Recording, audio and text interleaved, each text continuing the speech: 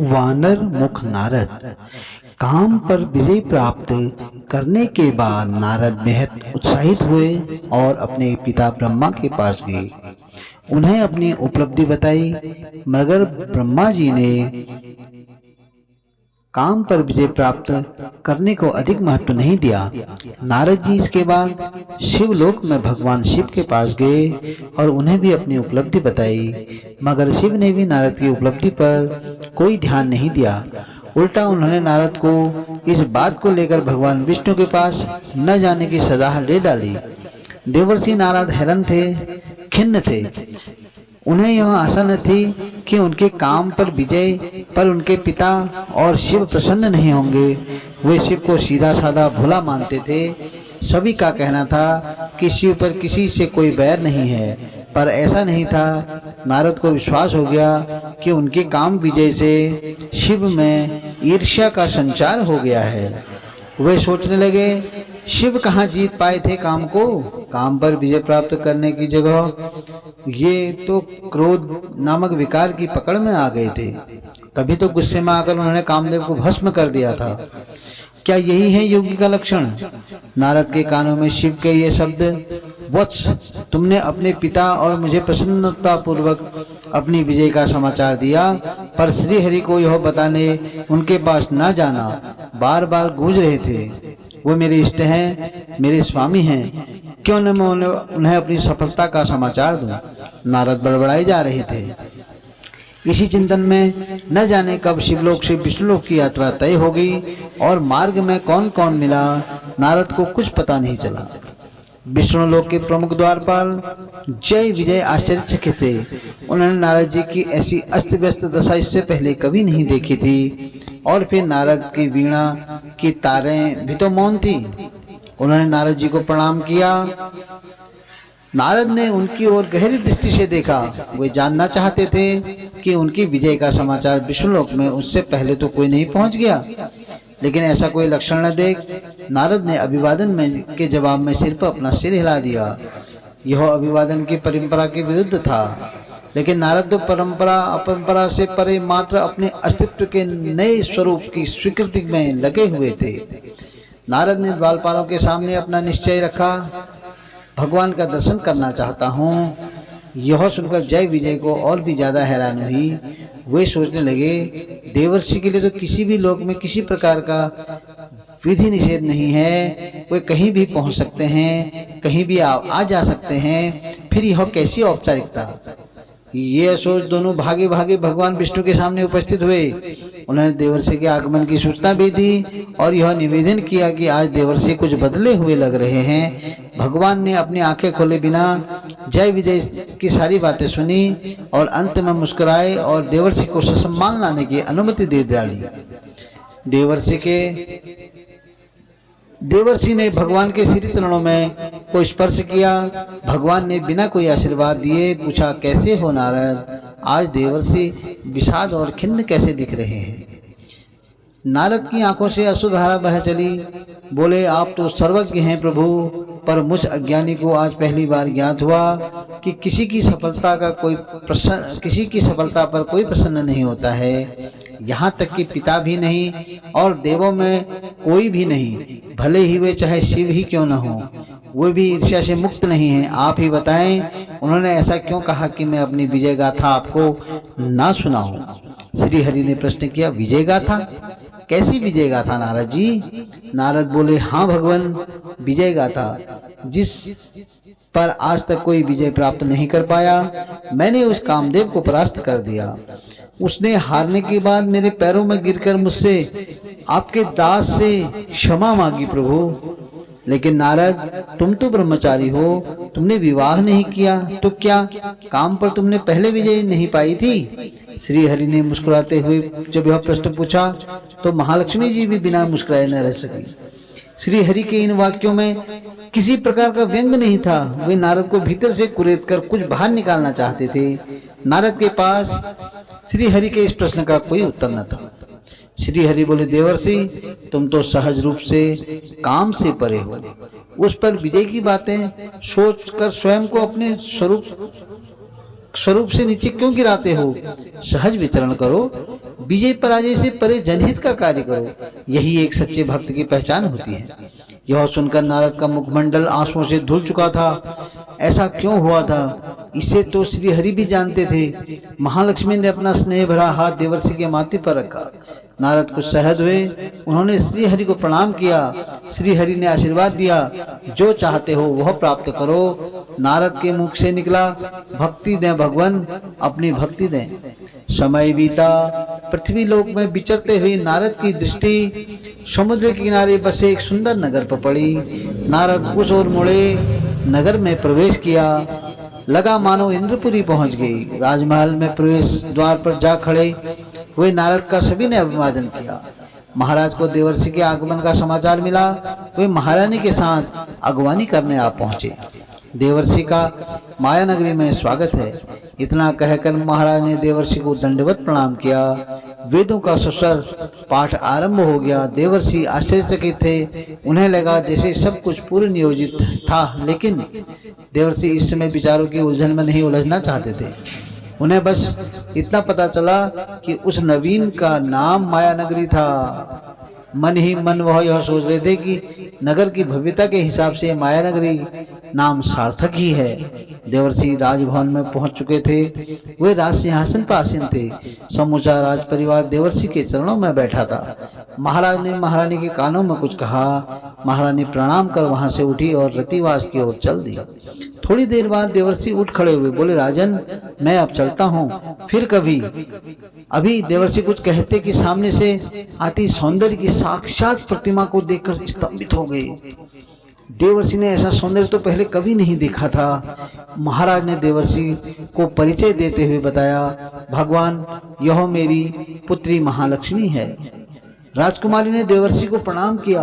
देवर्षि की तंद्रा तो तब टूटी जब महारानी ने निवेदन किया, देवर्षि, आशीर्वाद के लिए झुकी हुई आपकी अनन्य भक्ता महारानी का यह सब चौंकाने वाला था। राजकुमारी ने अपनत्व सा दिखाते हुए, इठलाते हुए देवर्षि की ओर अपना बायां हाथ बढ़ा दिया और बोली, महर्षि, आप तो प्रजापति ब्रह्मा के मानस पुत्र हैं, त्रिकालदर्शी हैं, बताइए मेरा भविष्य कैसा है। पहले बैठने का आग्रह करो, फिर जो चाहती हो पूछो। महारानी ने राजकुमारी को प्यार भरी डांट दी। देवर्षि कब फिर आसन पर बैठ गए, उन्हें पता ही नहीं चला।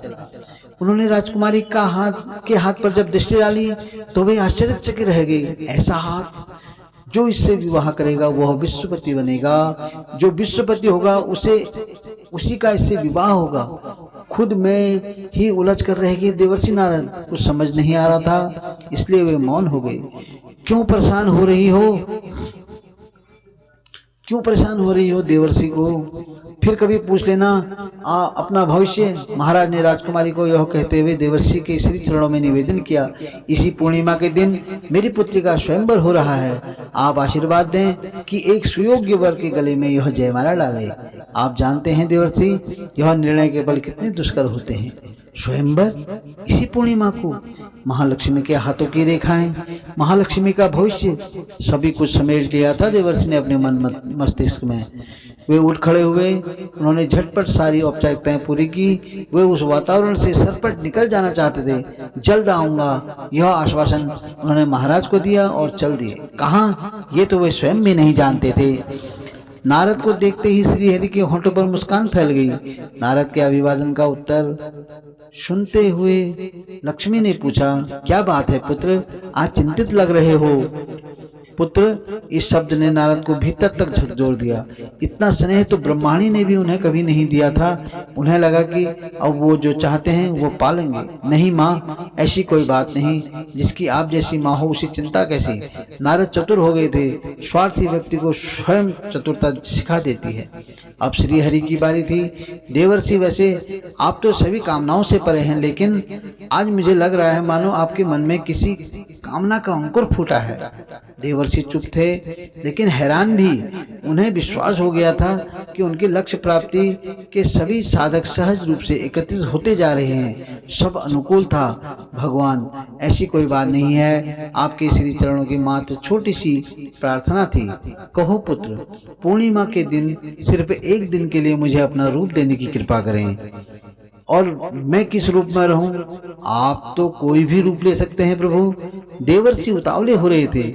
उन्हें डर था कि श्री हरि उन्हें मना न कर दें। ठीक है, पूर्णिमा को हरि रूप हो जाएगा तुम्हारा। श्री हरि ने हरि रूप देने का वर दे दिया। देवर्षि को देवर्षि उठ खड़े हुए। उन्होंने एक बार अपने इष्ट की आंखों में यह सोचकर झांका कि कहीं छल तो नहीं कर रहे हैं श्री हरि। श्री हरि ने नारद के मन को भांप लिया। देवर्षि परेशान न हो, संतों से छल मेरी मर्यादा नहीं है, मैं तो भक्तों का धर्म रक्षक हूँ। श्री हरि बोले। नारद जी झेप गए। चोरी पकड़ी गई थी, इष्ट के प्रति शंका। पूर्णिमा के दिन मायापुरी सजी हुई थी। नगर में राजकुमारों का तांता लगा हुआ था। एक से एक सुंदर, एक से एक महारथी, सभी आशा निराशा के बीच झूल रहे थे। महालक्ष्मी के पास भी सभी के गुण दोषों की जानकारी पहुंच चुकी थी। साझा हुई दरबार सजा। राजकुमार अपने आसनों पर आसीन थे। महाराज ने अपनी पुत्री की स्वयंवर की घोषणा की। आप सभी इस सभा का और पावन आयोजन में स्वागत है। आप सभी गुण संपन्न हैं, मेरी दृष्टि में समान हैं। मेरी पुत्री महालक्ष्मी, जिसके भी गले में वरमाला डाली गई, वही इस मायानगरी का जमाता होगा। महाराज का यह वक्तव्य समाप्त ही हुआ था कि शहनाइयां गूंज उठी। महालक्ष्मी अपनी सखियों के साथ दरबार में प्रविष्ट हुई। शालीनता और सौम्यता की साक्षात प्रतिमा, दिव्य अवलौकिक तेज ने सभी को मंत्रमुग्ध कर दिया। दरबार में सन्नाटा था। जिसके सामने गुजर जाती वह निराशा की गहरी खाई में गिर सा जाता। राजकुमारी जब एक आसन के सामने पहुंची तो ठिठक गई। उस आसन पर बैठे भद्र पुरुष ने अपने गर्दन आगे कर दी। उसे देखकर सखियां खिलखिला उठी। राजकुमारी आगे चल दी, लेकिन आश्चर्य, वह भद्र पुरुष अगले रिक्त स्थान पर जा बैठा। ऐसा एक बार नहीं, कई बार हुआ।